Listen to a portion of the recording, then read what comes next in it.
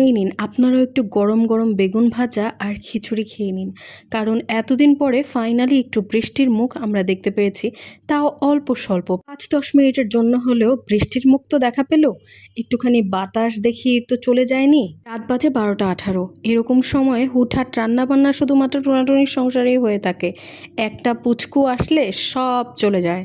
তাই যারা এখনও টোনাটুনি রয়েছেন তারা তাদের সময়টাকে এনজয় করুন, কারণ একটা পুচকু আসলে সেটা আবার এনজয় অন্যরকমভাবে হবে। কোনোভাবে এই টোনাটুনিওয়ালা এনজয় ফিরে আসবে না। আসসালামু আলাইকুম everyone, welcome back to my new video. কেমন আছেন আপনারা সবাই? আশা করছি আল্লাহর রহমতে অনেক অনেক ভালো আছেন। দুপুরবেলা হয়ে গেছিল, আমি আবার ভাবলাম যে একা একজন মানুষ তো একটু খিচুড়ি বানিয়ে ফেলি, আর বেগুন আছে বেগুন ভাজা করে ফেলি। ওই বেগুন একটুখানি তেচড়া হয়ে গেছে না, এগুলো অ্যাকচুয়ালি বেগুনের সাইড টাইড নষ্ট হয়ে যায়, পোকা থাকে, এরকম ঝামেলা তো বেগুনে থাকেই রে ভাই। পেঁয়াজ মরিচ আর ধনিয়া পাতা কেটে নিলাম খিচুড়ির জন্য, আর হচ্ছে ডিম ভেজে খাবো। এজন্য খিচুড়ি আর ডিম ভাজা এই কম্বোটা আমার কাছে সবসময় সেরা লাগে। এই তেলে বেগুনটা ভেজেছি, ঠিক সেই তেলেই খিচুড়িটা রান্না করে নিব।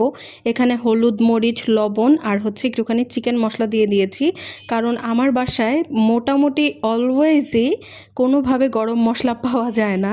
তো এগুলোকে সুন্দরভাবে কষিয়ে, মশলাগুলোকে সুন্দরভাবে কষিয়ে নিলাম। তারপরে হচ্ছে চাল আর ডালটা হচ্ছে মিক্স করে নিব।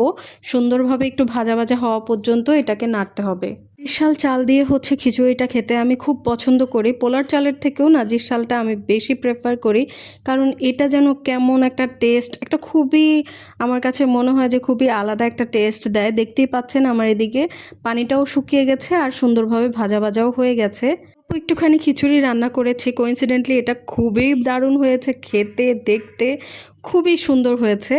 আর আমি হচ্ছে আপনাদের ভাইয়ের জন্য একটুখানি রেখেও দিয়েছি। আপনাদের ভাইকে যখন ছবি তুলে দিচ্ছিলাম তখন সে বলল, আহারে আমার জন্য একটু রাখো নাই।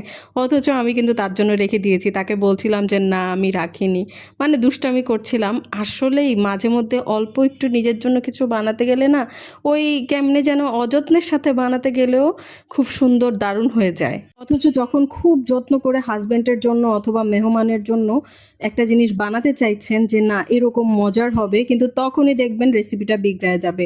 দেখতেও যেমন সুন্দর হবে না, খেতেও আপনার মন মতন হবে না। খিচুড়ির সাথে কিছু থাকুক আর না থাকুক, ডিম ভাজাটা মাস্ট চাই চাই।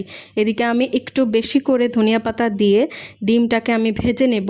ডিম ভাজাটা না আমার কাছে মুচমুচে ডিম ভাজাটা ভাল লাগে। আপনাদের কাদের কাছে এটা পছন্দ অবশ্যই কমেন্ট করে জানাবেন। আমি আপনাদেরকে দেখাবো, মানে একটু কালারফুল হবে।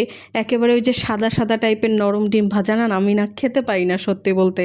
এক হাত দিয়ে ক্যামেরা ধরে রেখেছি আর আরেক হাত দিয়ে হচ্ছে ডিম ভাজছিলাম। একটু হলেও আমার জন্য টাফ হচ্ছিল।